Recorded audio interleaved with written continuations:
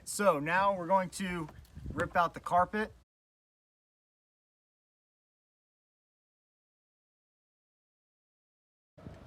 All right, so got our black carpet in. Looks 100 times better. I don't know, I guess you can see it in the video. So yeah, much better looking black. Now I'm going to wire up this radio because this is not acceptable. And then go from there. But yeah, as you can see, black carpet totally looks better. Came out looking awesome. Anyway, got the seats back in. Now I'm going to button up the dash. But I'm still gonna paint the dash and do everything I got to do with that. Make that black again instead of that silver. But I just wanted to give you a quick update. I know I've been kind of behind on my videos. Oh, also we got a new center console. That was tough to find, but now it's not broken and is OEM. So that's kind of nice. But yeah, hardware's in. And now I'm just gonna rewire this mess. But yeah, hell yeah. Makes a big difference. Black carpet and a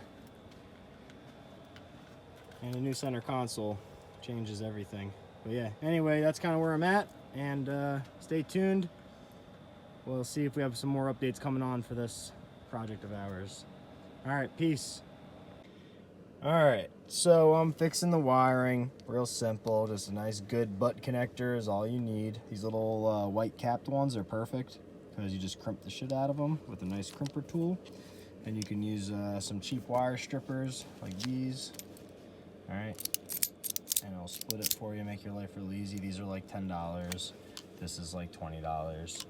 Anyway, so I'm wiring this thing, redoing it. I'll clean it all up, make it look spiffy. But I started pulling back the electrical tape that they have, and I have to show you this. So they had electrical tape over this one, and it wasn't pigtailed. It was just kind of in there. And look at this.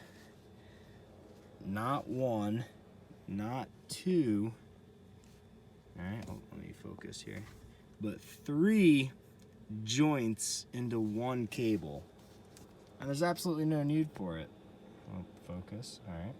You can just go from here to there. You don't need to go 1, 2, 3, 4. All right, this is some terrible, terrible wiring. But that's why we go through it real quick, so that way whoever buys this car will have a nice clean, sorry, the sun is kind of messing me up here, have a nice clean wiring harness with none of this shit going on. If you're gonna solder, soldering is a great method, but I find it to not be the greatest on automotive, simply for the fact that if you solder your joints, especially if you poorly solder them like these guys did, man, that looks terrible. The reason I don't like doing that is just because I feel like they crack and vibrate loose. But if you crimp them, I've never had a problem with them crimped. And I've bought some of my own cars back, you know, years later, and no problems. So I always double check everything to see if anybody added anything in. And I mean, this is the best way for automotive, I think.